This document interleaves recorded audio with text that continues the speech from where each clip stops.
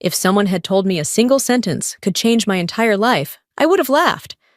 But that was before she spoke. My name is Grace, and I'm 32 years old. For years, I thought I knew what family meant. Love, loyalty, and trust. I married Mark because I believed in all of that. I believed in him. I believed in us. But nothing could have prepared me for the day my world cracked open, all because of 7 little words. It happened when my in-laws left for their dream vacation in Hawaii, leaving me behind to care for Sophie, my sister-in-law who, until that moment, had never spoken a word.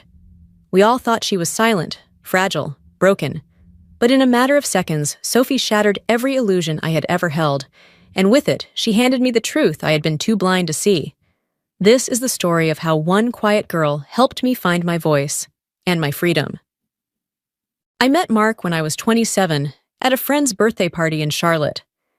He was charming, funny, and had that polished confidence that drew people in. I was working as a junior designer for a small fashion brand at the time, barely making rent, but proud of every step I'd fought to take on my own. Mark was different from anyone I'd dated.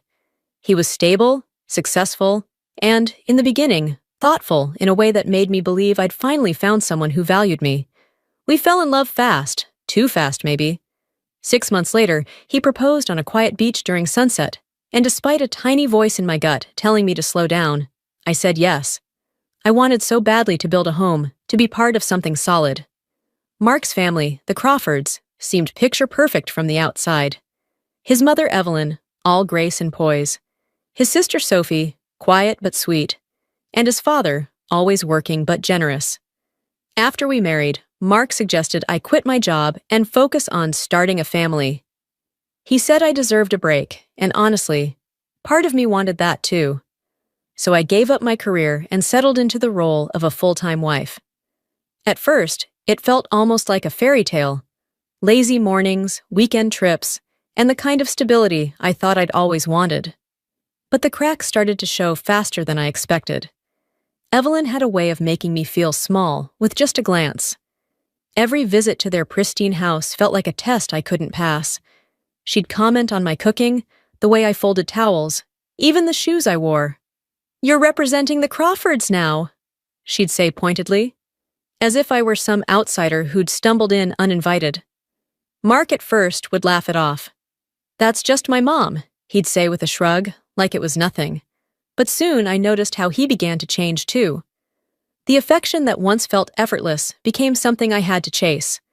Our dinners grew quieter, our conversations shorter. He worked late more often, and when he was home, his eyes were usually glued to his phone. Still, I tried. I cleaned, cooked, smiled through the tension, told myself this was just a phase. And through it all, there was Sophie, Mark's younger sister, who had been diagnosed with severe nerve damage after a childhood illness. She couldn't speak or walk, and yet there was a gentleness about her that drew me in. While Evelyn bossed me around and Mark drifted further away, Sophie was the only one who made me feel seen. I started spending more time with her. She'd sit by the window, sketching little pictures with surprising skill. We developed a silent understanding. I'd bring her tea. She'd offer me a shy smile. I couldn't explain it, but with Sophie, I felt like I didn't have to pretend. If only I had known how much she was pretending, too. Looking back now, I realized the signs had been there all along. Mark's distant stares, his clipped responses, the way his phone was always flipped over on the table. But at the time, I wanted so badly to believe everything was fine that I ignored the nagging ache in my chest. One evening, as I was folding laundry in our small apartment, Mark came home later than usual. His tie was loose, his eyes tired, and before I could even ask, he mumbled something about back-to-back meetings. I brought him a plate of dinner, but he barely touched it. Instead, he sat there scrolling through his phone, so checked out that it felt like I was dining alone. Sophie became my refuge. I visited her almost every other day, finding quiet comfort in her presence. I'd sit beside her while she sketched, and we'd share peaceful silences that felt more genuine than any words Mark had spoken to me in months. Over time, I noticed Sophie's drawings shifted, from simple flowers and houses to more emotional, almost haunting pieces. One day, She handed me a sketch of a woman standing alone at the edge of a cliff, wind whipping through her hair. There was something eerily familiar about it, something that made my stomach twist. I glanced at Sophie, searching her eyes for answers, but she just gave me a soft smile and pointed at her heart. I didn't know what to make of it at the time. Then came the trip to Hawaii. It was a rainy Saturday morning when Mark sat me down in the kitchen. He looked uncomfortable, like he was rehearsing bad news. "My parents and I are going to Hawaii next week," he said, avoiding my gaze. "Oh," I replied, a bit stunned. "And what about me?" He hesitated. "We thought it'd be best if you stayed here to look after Sophie. Traveling's too hard for her, and honestly, Mom thinks you're the best person for the job." I felt a cold wave of disappointment wash over me. Hawaii was a place we'd once dreamed of visiting together. Now, they were going without me, and I was being left behind, once again, to play caretaker. I wanted to protest, to ask why I hadn't been part of the conversation. But before I could find the words, the doorbell rang. Evelyn walked in, her smile tight and eyes sharp. "Mark explained everything, didn't he?" she said, her tone leaving no room for argument. "We're counting on you." I forced a polite smile, my hands clenched under the table. "Of course. I'll take good care of Sophie." Evelyn nodded, satisfied, and turned to leave. As soon as the door shut behind them, Mark gave me a brief, almost guilty look. "Thanks, Grace. I owe you." And just like that, he was gone. Left alone in the quiet apartment, I stared at the empty hallway, a sinking feeling settling deep in my gut. Something wasn't right. I didn't know what it was yet, but I could feel it coming, like a storm gathering just out of sight. A few days later, I moved into Mark's parents' house to stay with Sophie. When I arrived, she was waiting by the window, her eyes lighting up when she saw me. I sat beside her, brushing a strand of hair from her face. "Looks like it's just us now," I signed with a small smile. Sophie's expression darkened slightly. She signed back, "They left you again." The words hit me harder than I expected. I nodded slowly, my throat tight. "Yes," I signed back. "They left." But then Sophie did something that made my heart race. She signed again, her movements deliberate and clear. "We have our own plans. They'll be surprised." I stared at her, stunned. And for the first time, I realized that Sophie had been holding on to a secret far bigger than I ever imagined. The next morning felt different. There was a quiet tension in the air, like the house itself was holding its breath. I brought Sophie her usual cup of tea and found her sitting by the window, gazing out at the garden. I knocked gently and stepped inside. "Good morning," I said softly. But instead of her usual nod or smile, Sophie did something that made my world tilt on its axis. She stood up. I froze, the cup trembling in my hand. "Sophie, what are you doing?" I whispered, my heart thudding wildly. She stepped forward, her movements smooth and steady, and looked me straight in the eye. Then, for the first time since I'd known her, Sophie spoke, her voice soft but unwavering. "Grace, sit down. There's something you need to know." I nearly dropped the cup. You can talk? You can walk?" I stammered, struggling to process what I was seeing. Sophie nodded calmly. "I never lost the ability. It was all an act, a shield I had to maintain to protect myself from Evelyn." My mind raced. Memories flashed. Every time I'd pushed her wheelchair, every word I'd signed, every look of quiet sadness I thought I understood. It had all been a lie? "Why?" I finally managed to ask, my voice cracking. Sophie sat down across from me, her gaze steady. "Because I'm not who they say I am. Evelyn isn't my real mother. My father was married before, and I'm his daughter from that marriage. After he died, Evelyn took control of everything. She saw me as nothing more than a burden, a mistake she had to tolerate. When I was 10, I got sick. Evelyn delayed taking me to the hospital, hoping the illness would do her dirty work. I survived. But when the neighbors started asking questions, she told everyone I had brain damage. I realized then that the less of a threat I appeared, the more freedom I had. I sat there stunned, my thoughts colliding like a train wreck. But why tell me this now? Sophie's eyes gleamed with something I hadn't seen before. Determination. Because it's time to stop hiding.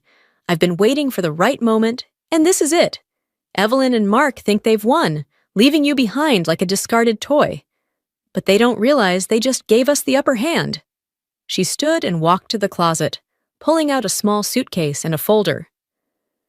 I've been planning this for years, she said, opening the folder to reveal documents, photographs, and, shockingly, recordings.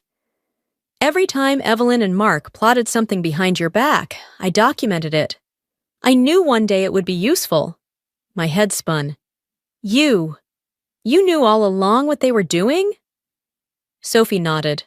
I saw how they treated you, Grace. I saw the coldness, the manipulation. And I knew you were better than all of it. That's why I'm trusting you now. She pulled out 2 plane tickets. We're going to Hawaii. I blinked, completely thrown. What? Mark and Evelyn think they've escaped, but we're going to show them that their little paradise isn't as safe as they think. We'll confront them, with proof, and make sure they can never hurt you again. I stared at her, my pulse racing. Part of me was terrified, but another part, the part that had been quietly breaking all these months, felt something else, relief, a spark of hope. I looked at Sophie, her strength radiating through every word and action, and I realized she wasn't just helping me, she was setting both of us free. Are you sure about this? I asked quietly. Sophie's lips curved into a small, confident smile. I've never been more sure of anything.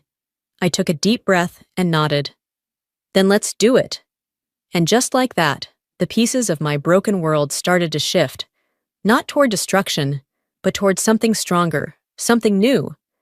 We were no longer victims of their games. We were about to become the authors of our own ending. The plane touched down in Honolulu just after sunrise, bathing everything in soft gold. I sat beside Sophie, still stunned by how much my life had changed in just a few days. Less than a week ago, I'd been a silent bystander in my own marriage. Now I was about to face my husband and mother-in-law head-on, armed with the truth. Sophie was calm, her sunglasses on, looking every bit the confident woman she was always meant to be. She squeezed my hand as we left the airport. Remember, she whispered, this isn't about revenge, it's about reclaiming your power. We checked into a beachfront resort. A different building, but the same property where Mark and Evelyn were staying. Sophie had planned every detail down to the minute. That evening, we got dressed for dinner. Sophie in a sleek emerald blouse, her hair pulled back in a chic ponytail, and me in a navy dress that made me feel stronger just wearing it. At 7 p.m., we slipped quietly into the poolside restaurant. The place was buzzing with laughter and clinking glasses, but my eyes locked instantly onto Mark and Evelyn, sitting at a candlelit table, with another woman. My heart clenched. The woman was younger, polished, leaning in close to Mark with a hand resting on his arm. Evelyn looked thrilled, raising her wineglass like she didn't have a care in the world. Sophie tugged me back behind a row of potted palms. That's her, she whispered. The one he's been seeing. I recognized her from the photos on Evelyn's phone. I swallowed hard, my hands shaking slightly. What's the plan? Sophie gave me a cool smile and handed me an earpiece. I planted a small recorder under their table earlier. Let's see what they've been saying. I slid the earpiece in. At first, just clinking glasses and background noise. Then Evelyn's sharp voice cut through. She's useless, Mark. You made the right call. Once you divorce her, we can finally move on without dead weight. Mark's voice followed, low and smug. Yeah. My lawyer says if we frame it right, I won't have to pay her anything. Emotional neglect, or something like that. My stomach turned. I yanked the earpiece out and met Sophie's gaze. No more hiding. We stepped out of the shadows, heels clicking on the polished wood deck. Mark looked up first. His eyes widened in horror, his fork clattering onto his plate. Evelyn froze mid-sip, her eyes narrowing in disbelief. Good evening, I said, my voice clear and steady. I hope you're enjoying your little celebration. Grace, Whoa, what are you doing here? Mark stammered, standing up so fast his chair nearly toppled. Before I could answer, Sophie stepped forward. She looked straight at Evelyn and smiled coldly. Hi, Mom. Evelyn's face drained of color. You're walking? Sophie nodded slowly. I've been walking for years, but you preferred me silent and weak, remember? So I let you believe it. The woman sitting next to Mark looked like she wanted to sink into the floor. She quietly scooted her chair back, eyes darting around. I pulled out my phone and hit play on the recording. Mark's and Evelyn's voices rang out loud and clear over the quiet restaurant noise. Every word, every cruel intention, laid bare for everyone nearby to hear. Mark lunged forward, hissing, "Turn that off! You're making a scene!" I held his gaze, my voice ice cold. You made this scene, Mark. I'm just giving it a spotlight. Other diners began to stare, whispering behind their menus. Evelyn's hands trembled as she set her glass down. Grace, we can explain. No need. I cut in sharply. I have all I need, and my lawyer will too. Mark's face twisted with anger and panic. You think this is going to fix anything? You're ruining everything. I smiled softly. No, Mark. I'm saving myself. Big difference. Sophie stepped up beside me. And if you think we're done here, she added coolly, think again. Mark's mistress grabbed her purse and practically ran out of the restaurant, leaving him standing there, fists clenched, humiliated. Security approached, politely, but firmly asking Mark and Evelyn to leave after disturbing the peace. I watched them go, their once proud figures shrinking as they disappeared into the night. Sophie and I sat down at a quiet corner table, breathing in the salty air, the tension finally melting away. She raised her glass of sparkling water. To freedom, she said, her eyes shining. I clinked my glass against hers, a slow smile spreading across my face, to finally being seen and heard. And for the first time in a long, long time, I felt free. The days after our confrontation in Hawaii felt like waking up from a long, twisted dream. I returned home stronger, no longer haunted by the endless loop of guilt and self-doubt that had weighed me down for so long. The old Grace, the woman who once bent over backward to please everyone, was gone. In her place stood someone new, someone who had learned the hard way that silence and patience are not the same as strength. The legal battle moved faster than I expected. With Sophie's help and the mountain of evidence she had gathered, my lawyer built an airtight case. Mark tried to fight it at first, but the more he pushed, the more tangled he became in his own lies. In the end, the court ruled in my favor, granting me a fair share of the marital assets, spousal support, and even a formal apology, though no words could ever truly make up for what I'd endured. But more important than any settlement was the peace I found within myself. I moved into a small apartment downtown. Nothing extravagant, but it was mine, every inch a symbol of freedom and resilience. I found work as a freelance consultant, choosing projects that aligned with my values and refusing to let anyone belittle or undermine me again. For the first time in years, I woke up each morning excited about my own future, no longer shackled by someone else's expectations. Sophie and I grew even closer after everything. She finally enrolled in the graphic design program she'd always dreamed of, and her talent blossomed in ways I'd always known it would. We often met for coffee or long walks in the park, and though we were no longer technically family, she remained my sister in every way that mattered. One afternoon, as we sat on a bench watching the sun dip below the horizon, Sophie turned to me and said something that stuck with me ever since. You know, Grace, sometimes the hardest battles we fight are the ones no one else can see, but that doesn't mean they aren't worth it. I nodded, squeezing her hand. And sometimes, I added, the quietest voices are the ones that change everything. Months passed, and life settled into a peaceful rhythm. But I didn't forget what I'd learned. I started volunteering at a local women's shelter, offering workshops on financial independence and emotional resilience. It wasn't long before a few of us co-founded a small nonprofit organization, dedicated to supporting women escaping toxic relationships. Helping others find their strength became my new purpose, a mission born from the ashes of my own pain. Then, one chilly autumn morning, there was a knock at my door. I opened it to find Mark and Evelyn standing there, both looking far from the polished, powerful figures I remembered. Mark's eyes were hollow, his shoulders slumped. Evelyn's face was lined with something I'd never seen before: regret. "Grace," Mark began, his voice cracking. We need your help." I said nothing, simply standing in the doorway, letting the silence stretch between us. Finally, Evelyn spoke, her tone soft, almost pleading. "We were wrong. About everything. We've lost. Everything." I took a deep breath and shook my head gently. "I'm sorry for your pain," I said calmly, "but I won't lose myself again by trying to save people who once broke me." Their shoulders sagged, and after a long, heavy pause, they turned and walked away. I closed the door behind them, my heart steady. I wasn't angry, I wasn't bitter. I was simply done. I stepped out onto my balcony, breathing in the crisp fall air. The city buzzed softly below me, alive with possibility. I hugged the knitted pillow Sophie had made for me, a small but powerful reminder of everything we'd overcome. Not every story has a happy ending, but sometimes the best endings are the ones where you find yourself. And for me, this wasn't just an ending.